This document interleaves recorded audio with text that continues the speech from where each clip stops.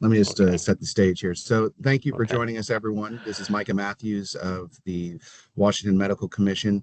We're honored to have Dr. Stan Flemming and some of his cohorts, including Oksana and uh, and Caleb. And I'm sorry, I don't see the other two there. And so, Dr. Flemming has his bio in your invite, but just to briefly, he's completed nearly 40 years in the practice of medicine, in addition to having a distinguished career in the United States Army and Washington state politics. He is a board certified family medicine physician and holds subspecialties in the areas of adolescent and aviation medicine. In addition, he's practiced in the areas of post acute long term care, high risk obstetrics, and HIV/AIDS medicine, having received additional subspecialty training in these areas. For the purposes of today, we can simply say that he has had a long and distinguished career in Washington and in California. And in 2022, he became the co-founder of Pacific Medical Specialty Group, where he currently serves as the chairman of the board, the senior vice president, and chief medical officer. I will note that from the medical commission standpoint, we thank Dr. Nestorenko, Dr. Flemming, and his cohorts for being willing to present. And they are, for context, by far the largest employer of the clinical experience license type, which was launched in 2021. And so his experience, their experience, is going on to shape how we are approaching integrating IMGs into the healthcare workforce in Washington. And notably, I will say that we are being looked at as an example nationally at this point because of the of all the states that have introduced options or pathways for IMGs. It appears that Washington is having the most success, and we are seeing two bills that have been introduced into the legislature that would expand these options. So with that, I will turn it over to Dr. Flemming and his team, and thank you very much. Micah, thank you very much for that very kind and generous introduction. As Micah pointed out, we are privileged. We are truly privileged to have this opportunity to participate in this program, and certainly on behalf of Pacific Medical, to all the medical commissioners that are online today, just thank you for this opportunity to be with you today. With me, as we said earlier, is Dr. Oksana Nestorenko, and she serves as our Associate Chief Medical Officer for Clinical Operations. Dr. Chu, who is also an Associate CMO for Clinical Education and Policy. Dr. Mercado, who is one of our medical directors, and Dr. Indris Yosef, who most recently joined us and is one of the staff physicians in this program. Just as a quick refresher and background, I'm sure everyone on this call today is aware this program began in 2022 in response to the growing shortage of physicians we have here in Washington, specifically with primary care that we have. And depending on who you read, that number ranges anywhere between 1,636 and 3,000 physician shortages that we have. Needless to say, the number is great and the demand is great.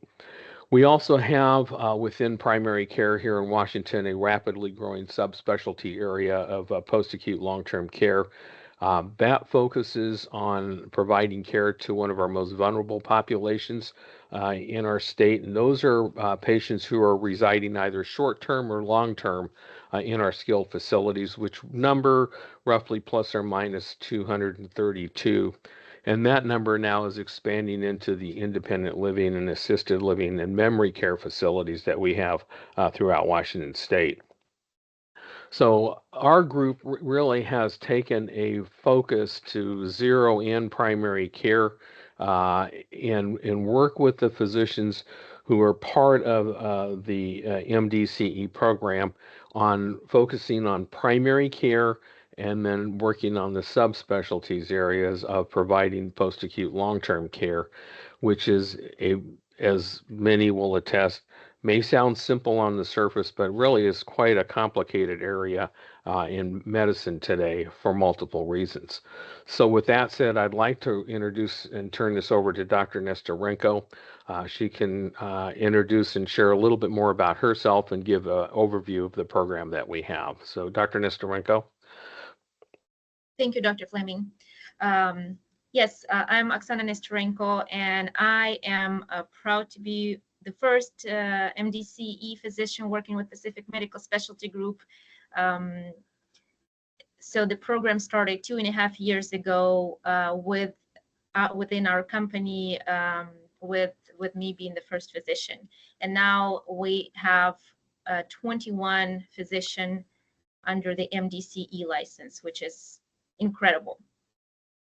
I'm going to try to make the slide a little larger here.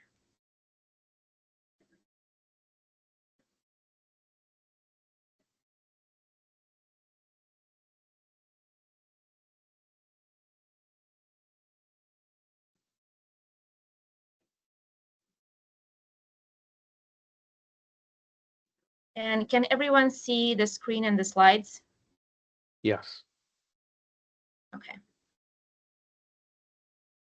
So with Pacific Medical Specialty Group, we are proud to be the largest employer of MDCE physicians in the state of Washington, with currently 21 doctors employed.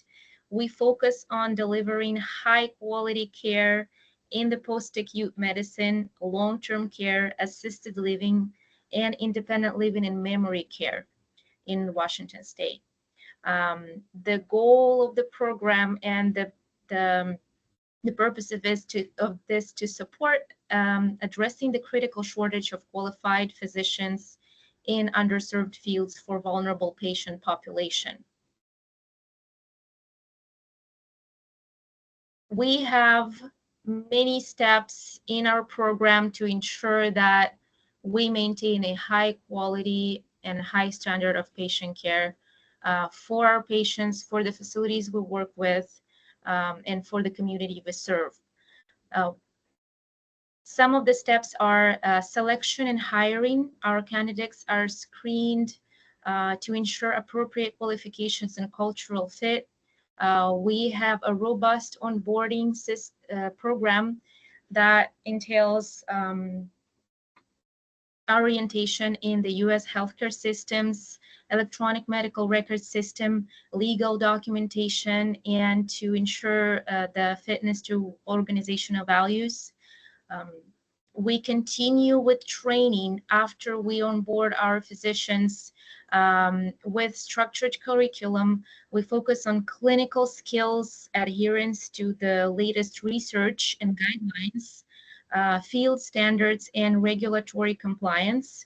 And what is unique about our program is that in the end of the 4-year program, our physicians are eligible to sit for a GP board exam. We also provide continuous supervision in between our training sessions with ongoing mentorship and supervision, with evaluations 2 times a year, with a goal to maintain high standards of care. With a little bit more details on our selection process, we start with evaluating credentials to make sure that our physicians are qualified for MDCE license and eligible for MDCE license. We assess their interest in primary care and post-acute medicine to make sure that they're fit for the actual field they're going to be working in. And we also ensure with multiple interviews that they're properly trained and that they're focused and adaptable, and our values align, and they're ready to provide a high quality care. During our onboarding process, we make sure that our physicians are familiar with the U.S. healthcare system, such as the structure of the healthcare system, the referrals, the procedures for escalating of care, the way different entities interact with each other. We also provide training on administrative and legal documentation, and we support our physicians in that area as well. We introduce them to organizational values for Pacific Medical Specialty Group, as well as patient care standards in the field where they're going to work in, which is a long-term care post-acute. We also train them we train them in electronic documentation systems, such as point-click care, which nursing facility works with e-prescribing, and with Wales. Once they start working after the onboarding, again, we continue with training, and I'm going to give a word to Dr. Caleb Chu, who is another MDCE with Pacific Medical Specialty Group. Thank you, Dr. Nestorenko. Again, it's been a really privilege to be able to be part of this MDCE program, and an honor really to be able to present before the board. Really the goal while we're developing the MDCE program, we really want to provide an environment of continued teaching, assessment, and the reassessment of our providers. And it took place in generally these three categories, and very much like the residents who had to maintain resident logs as part of residency, we do mandate that all of our MDCs do keep a log of the patients and the medical conditions that they see on a regular basis, and these are provided at notice per request. A lot of the educational opportunities, we do want to, again, harbor a environment where they can grow and ask questions and learn, and really struggle together to be able to find best approaches to best practices and clinical assessments and diagnoses. We mainly provide this through monthly education series. Here we find acute and chronic medical topics, and the approach is mainly a roundtable discussion where a patient is presented, and then we ask questions about presentations, differential diagnoses. We look at examinations, laboratories, and discuss approaches, and we discuss the outcome actually of the patient which was presented. A lot of the discussion is also based upon articles, so this is kind of a monthly journal, kind of journal club where we use a case to discuss articles and also guideline reviews. And again, it's a very open discourse where clinicians are able to really have an opportunity to discuss patients in thoroughly, and also have other peers to be able to discuss things that they may have missed. In addition to these monthly education series, we also have a quarterly noon lecture presentations that a MD provides. These are professors or clinical professors from hospitals such as University of Washington or Franciscan, and these are board certified MDs. And also we have organized an annual summer seminar, and our first annual seminar was actually last August. It was a great success. We had 5 pharmaceutical companies sponsoring it. We had presentations from multiple professors across the country on many CME topics. These included MDs, pharmacists, and PhDs. And this upcoming year, we are going to be having our second annual summer seminar, which will be in August, and we hope to expand it further, eventually hopefully turning it into an actual CME program. In addition, for education, we do assess our clinicians through shelf exams. These questions do come from national Q banks. And also, as part of the GP board exam, at the end of our 4 years, we are required to give case presentations. And these are also required of our clinicians throughout their training to help prepare them for the board exam. We talked about assessment and reassessment as well. And a lot of this comes from mentorship support. When an MDC joins the program, they're assigned a mentor who checks in regularly with them.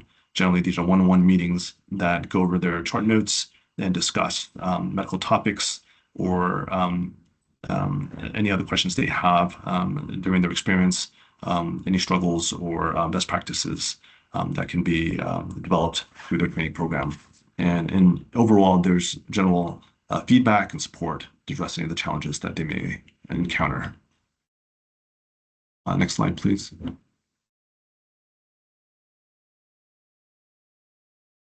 And just as previously mentioned, there is that ongoing supervision. Generally, the communication occurs through phone, text, emails, and there are times we actually go around with the other physicians as well in person and meet with them and go over cases.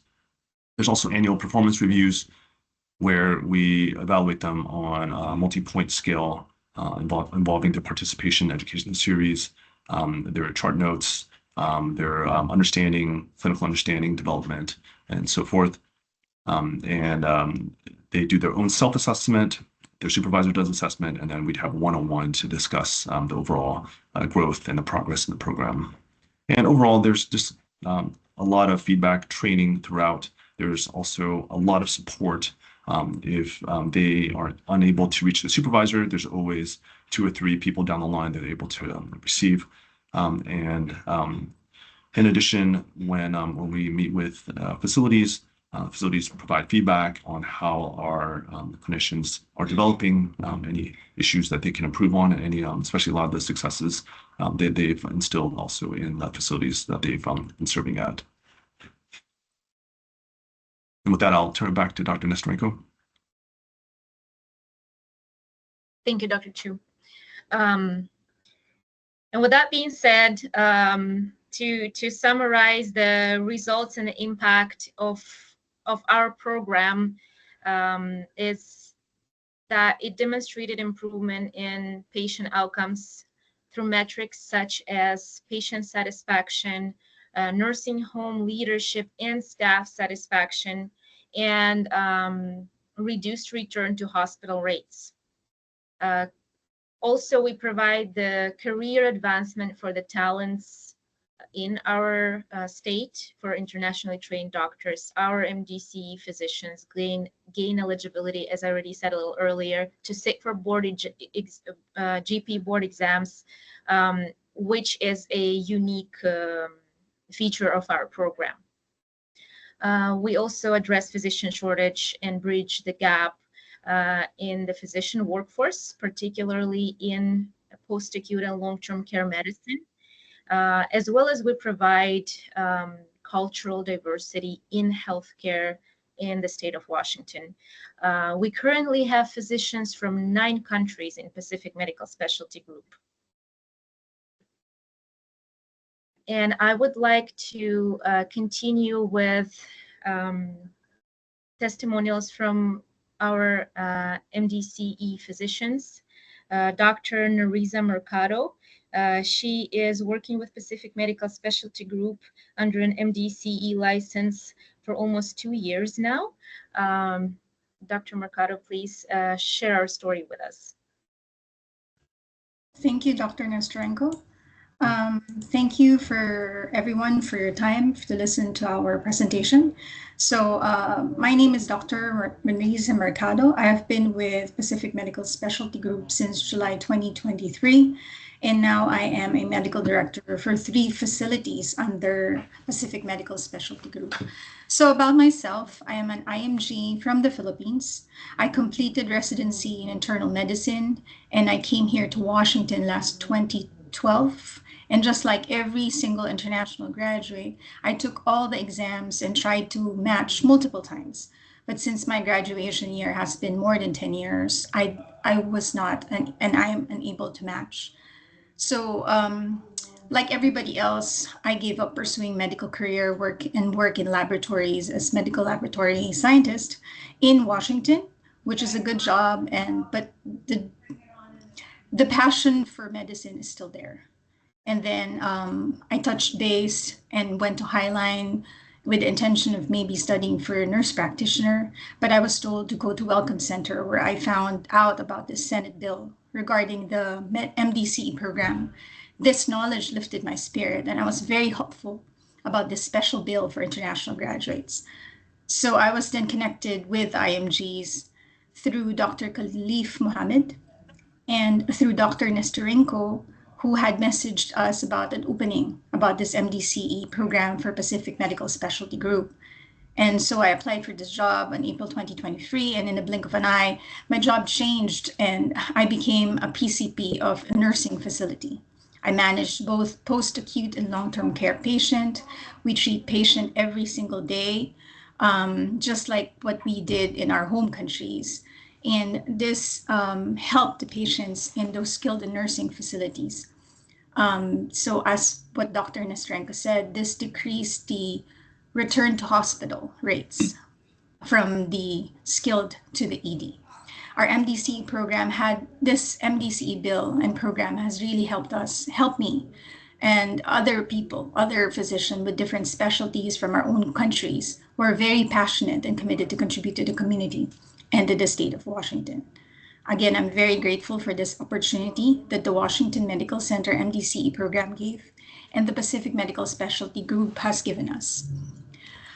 This is just a fulfillment of my desire, and I'm sure everybody's desire here in the Pacific Medical Specialty Group to practice medicine, give back to our community, and provide service to all the underserved community in Washington. Again, thank you everyone for taking your time to listen to our presentation.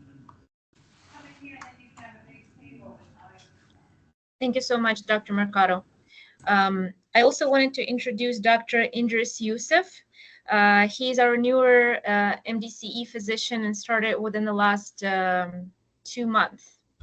So we'll give a perspective of someone who also started recently versus our first classes. Dr. Youssef, please. Good afternoon, everybody. I'm incredibly honored and happy, to be here today and sharing my stories. How this program is changing our life and impacting, in fact, the U.S. Healthcare system, and also voicing about our friends, IMGs, who are working still for Uber and as CNA and many other places. I just joined this program.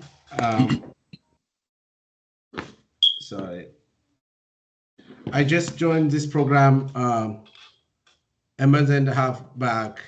Before that, I was working as a cardiac monitor technician.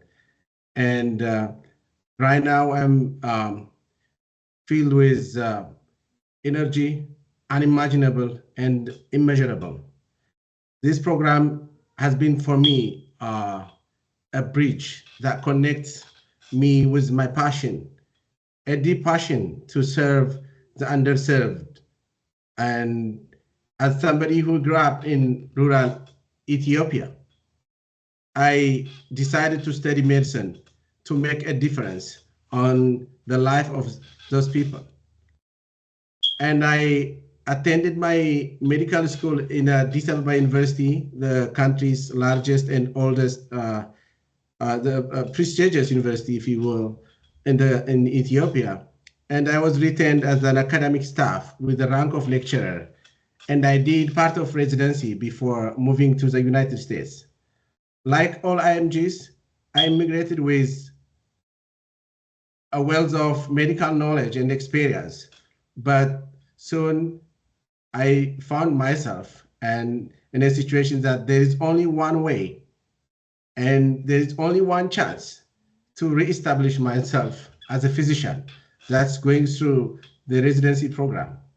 And as a father and as somebody who supports family here and back home, I have to work 2 jobs and I have to study hard to be in a good position for matching. But that didn't happen for many reasons. I don't want to go into the details. I know most of you know that. And this program, the MDC program, all of a sudden has become a lifeline and a beacon of hope for people like me. We are able to work as a physician and we are able to serve our passion and we are making a difference. We are closing gaps in the American healthcare system. Honestly, I was shocked when I see the level of healthcare physician shortage in this country. During my interview, while trying to join this program, the hiring team was focused on one question. They asked me, are you willing to relocate and serve rural areas? And I see now why they're doing that. I was happy, honestly. This is genuinely my passion to be around the rural area and to serve this kind of areas and this kind of population. And I thought they were just asking. But then Dr. Flemming, he came with me for the first few days and he stayed with me and he made sure uh, things are going smooth. And he was not simply asking, he demonstrated his level of investment, and his mission to this program, his dedication. And I was truly impressed. He is available all the time for us. They support us. The management is really great. And we are learning on daily basis and we are making a difference. And right now I'm covering 3 facilities. And this program, honestly, it's not just about supporting IMGs. For me, it's about balancing community resources and power and making sure trust and integration between communities. The impact of this program is beyond imagination. Before joining and before becoming, a physician, informally, I was supporting my community. Everybody in my community knows that I'm a doctor back home, so they reach out to me for almost everything, and I do that every day. And these kind of programs will ensure every community has this kind of chance, and we bring an equilibrium force for America. And I am incredibly grateful for everybody in this room that you understand this and you support us. You gave us hope, and I myself, I assure you that we understand the challenge and we are working and we are learning on daily basis and we are growing and we are making change and we are happy people. I'm so grateful for this opportunity and I encourage you to support this program and to create a model for other states and to make this a reality all over. We love to live and to continue in Washington, and we love to serve our passion. Thank you very much.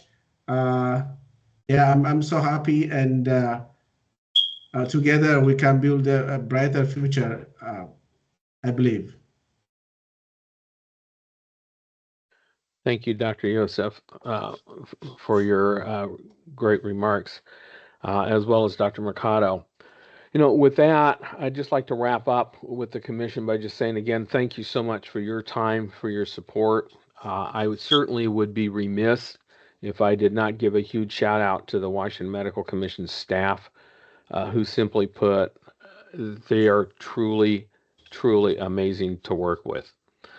So with that said, I would love to open this up for any questions any of you may have, and would certainly love to entertain those. Dr. Flemming and crew, this is Micah. Just to start us off, I know we've had some conversations in the past about your views of the program and the license. Are there any things that you would recommend as far as changes to the CE requirements or changes that would make it easier for you to bring on more, or other groups that you're aware of to bring on more clinical experience IMGs? That's a great question, Micah. And I think things that would make a difference in terms is looking at how do we take down barriers. Some of the barriers that the physicians face as they're attempting to get into the programs. One is there's an expectation at the end of the 4-year, if they do the 2-year plus the 2-year renewable at the end of 4 years, that they will matriculate to a residency program. I can tell you, having been a president of a university and med school, the reality of that happening falls in the realm of slim and almost none. So what we end up doing here in Washington, without changing some of that trajectory, which is in the current legislation that's going to be proposed to this next legislative session, without changing that, we end up training physicians for other states because the other states will accept the training that and the experience that the physicians have gone through here. They take their AAGP boards and they're eligible immediately for full licensure in those states.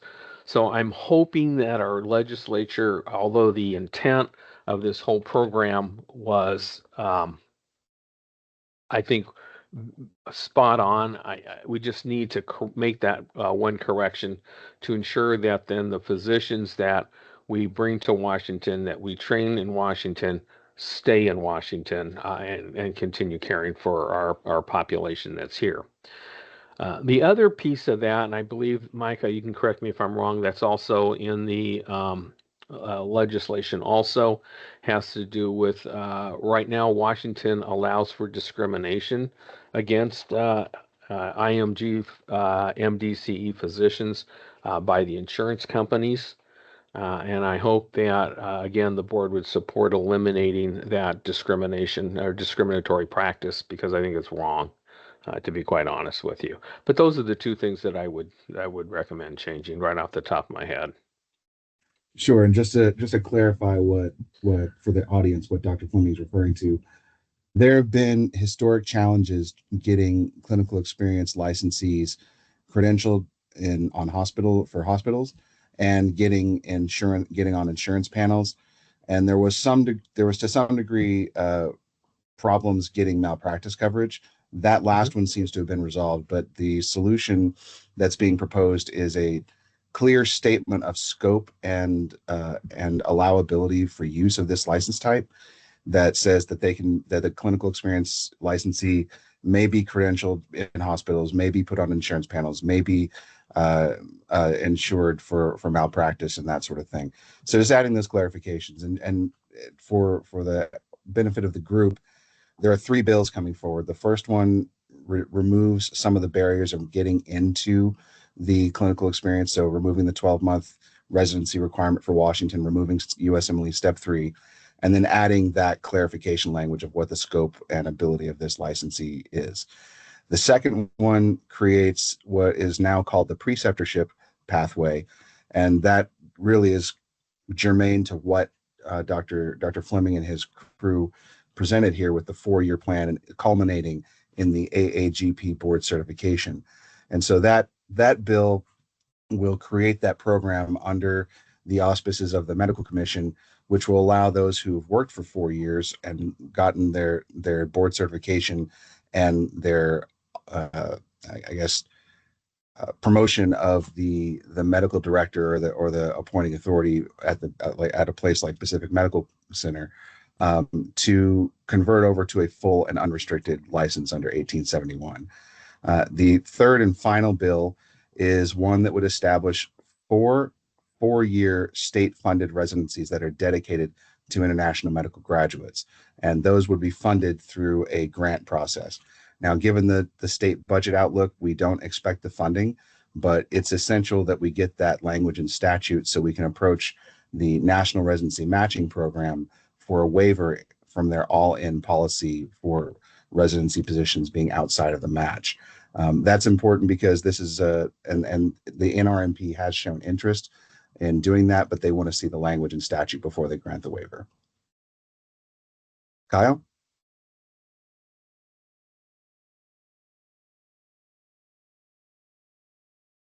I think she's muted. Dr. Flemming, this is Kyle Kiernan. I'm the executive director for the commission. Thank you again for agreeing to come and talk to us. You have a number of commission members, in addition to staff, that are listening to the presentation.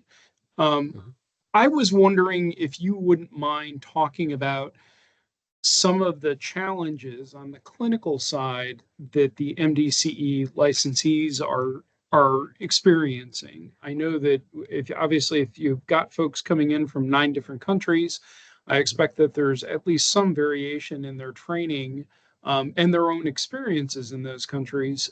Are there common themes in terms of, on the clinical side, in terms of the challenges that they're facing as they go through providing care? Kyle, that's a great question. When we first were introduced to this program, I had some doubts in terms of the ability, in my personal biases at the time, for physicians coming from multiple different programs to be able to matriculate successfully into the practice of medicine here in the United States, specifically here in Washington. What I found in that, and as Dr. Nestorenko and Dr. Chu will attest to, I put those two particular physicians through the ringer, to be honest with you, because I needed to know, did they have the education and the training of what it took to practice medicine to the standards that we have here in our state. And really to my surprise, they were able to rise up to that occasion and not only meet but exceed standards. While doctors come from different countries, different experiences, the underlying medical acumen is pretty standard across the board. I'm really struggling to find where there has been a clinical pitfall or shortfall of knowledge for the docs. What I find is in that first 90 days that we bring them into the program, and why, to Dr. Chu's earlier comments, there's an intensity there of working one-on-one with the doctors, is that they've been out of their practices for some time. And so just getting up to speed again on the basic fundamentals is sometimes a challenge for those doctors. But once they get into their comfort zone, and then with the support systems we surround them with, they tend to take off and run very well. I'd be remiss if I told you that this is a panacea and everything's hunky-dory. The program is really, it's a rigid program. Not everyone who enters the program gets to stay in the program. I believe to date we've had, and I think either Marissa or Dr. Chu or Dr. Nestorenko can correct me if I'm wrong, but I believe we've had 2 or 3 physicians who have not made it in the program for whatever reasons they may have been. I know one in particular, despite having passed the language exam, had a very strong language barrier with communicating with patients, and it just didn't work out. But short of that, for the most part, from the clinical side of things, they seem to be doing very well. So I'm not sure if I answered your question completely or not, but I did. Thank you very much. I appreciate the feedback. It's very helpful. I was going to say, I strongly encourage the commission members to ask questions of your fellow clinicians, as long as you're here. And I see that Dr. Trescott has her hand raised. Amelia, if you can allow Dr. Trescott.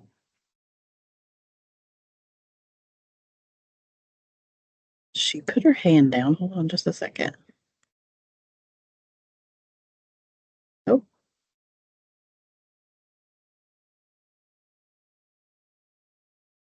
She keeps moving. Well, it says she's self-muted. Let me make her a participant. okay. And then she can unmute Thank you, herself. There you go. Thank you. My microphone was muted. Anyway, thank you for the presentation. This is very interesting. And I have just a couple of questions. One is, I'm a family physician and was a medical director of a primary care group. And one of the things that sometimes came up were the cultural differences, especially in primary care, just the male to female relationships, etc., culturally that can come up with participants from certain countries. Do you have a component of your program that addresses some adjustment to the culture? We do look at the cultural differences within specific, and usually or specific countries, but mostly it's related to religion versus countries sometimes. Um, so as I think it was Dr. Nestorenko who pointed out when we're matching physicians into the various practices, we take that into consideration. And then we have to at sometimes make accommodations for that. I know, especially when it comes to if I'm reading you correctly in terms of, the female exam with a male physician, that can be quite sensitive, and so we adhere to strictly to the rules of chaperones, or where it's just flat out not appropriate. And I recall one instance here in Tacoma where we had. You just couldn't have a male physician with the female patient, or it was vice versa. That's when we bring in someone different at that point to manage those type of exams. Um, you know, Cultural diversity is a big deal because of physicians coming from different countries and different religious beliefs and experiences. And so we're very sensitive to that, and we try to integrate not only the education of that, but also the exposure of that as we can. Great, thank you. That's helpful. The other thing is, we oversee licensing as part of the commission work, and Mhm. I'm wondering if, and we sometimes see people that we'd like to have the ability to have them go through a program like yours. Is it appropriate to refer people to you, and people who are in specifically not in primary care, but in some specialties? I mean, and if there was an interested party that wanted to have a similar program, Yeah, so or we or see that. candidates. Yeah, we see people applying for licensure that probably could use your program, Sure. and we'd like to assist them, and I'm Sure. not sure if we should refer to you. You certainly can refer, as Dr. Nestorenko pointed out, when a candidate is referred to the program, uh, the one thing we always want to be extremely sensitive to is that this program is a reflection of the Washington Commission, and we operate quite frankly, at the pleasure of the Washington Commission, a medical commission. So when when a individual is referred to the program, they go through a very strenuous vetting, as Dr. Nestorenko pointed out in her presentation, because we want to be certain that that candidate is going to be practicing at the highest standards. Uh, from my perspective, my personal perspective, I've actually sat on a licensing board before, and understand that the role of that board is to protect the well-being of the public. And I don't take that very lightly. I take that to heart. When we're putting any physician, regardless of whether they're in this program or they're a physician that is being hired into the group, um, who's not part of this program, we want to ensure that we are maintaining those high standards and looking out for patients number one. And Dr. Trescott, just to clarify for you on our process internally. So there's another group that we work with, and we don't typically refer folks directly to employers. We kind of draw the line there. We do work with the International Medical Graduate Academy. And so if someone, say, is not trying to apply through the exceptional qualification process, or if they don't strictly line up or even in the clinical experience license process where they don't know who to turn to as far as what clinics are employing these folks, we refer them to what we refer to them as TIMGA, and they sort of serve as a matchmaking service, along with additional technical support that is exclusive to international medical graduates. So I know that a number of folks have been referred by TIMGA to Pacific Medical Group, among others. So that's certainly someone that we refer to. But there is a little bit of not a little bit. There is a ethical issue with us referring people to specific employers. There you go. Thank you. And one other just point is Marissa was able to give me some information. We've got 30 MDCE license total that are active right now. We've had some expire, and I can say anecdotally, some of those expirations are because they did match into residency programs. Great. And I just want to say thank you for doing this work. Certainly, I've worked with a number of individuals, usually after hours or on weekends, who are foreign medical graduates, but are working below that level of licensure, working as a nurse practitioner or a PA or something. And it just seems almost criminal that we're not allowing them to use all the skills they have. So I want to really thank you for doing this work. Thank you.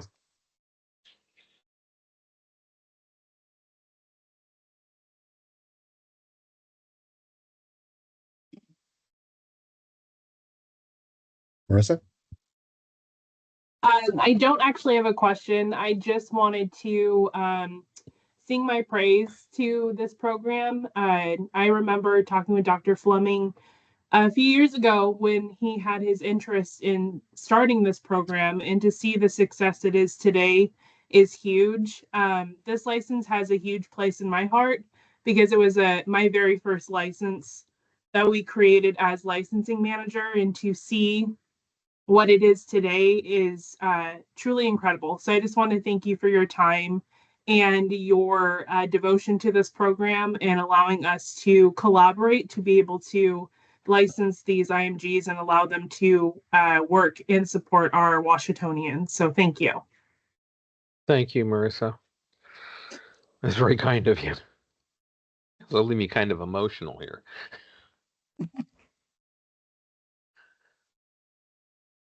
Other questions for us?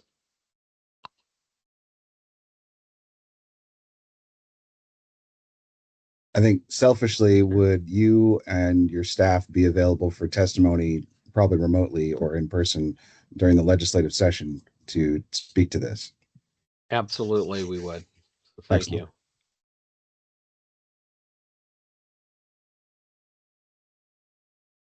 Final call for questions from attendees. Just like a wedding, for speak now or forever hold your peace. I've seen some weddings skip that part. So. Well, hearing none, I again want to express my thanks for your presentation, and also for your stepping out on trust to start this program. And I am excited to partner with you all in the legislative session to hopefully pass some things that will expand the program. Thank you again. So much, Micah. Thank you. And again, we are extremely grateful to the Washington Medical Commission and for your belief in these physicians. I'll tell you, it has been a life changer for me. I've been around medicine 40 years. I'll have to confess also that I come from a long line of physicians, including my own mother, who was an international medical graduate, and watching what she had to go through back in the day, being a female, being a surgeon, and coming to the United States, it was a god-awful experience from what she shared when I was growing up. And to see where we are today and where the commission is taking this program and going with it, it just gives you goosebumps. So with that said, again, thank you all so much for your support and your time. Thank you all. Thank you. Thank you. Thank you. We'll sign off from here and let you get back to business, but thanks again. Okay. Bye-bye.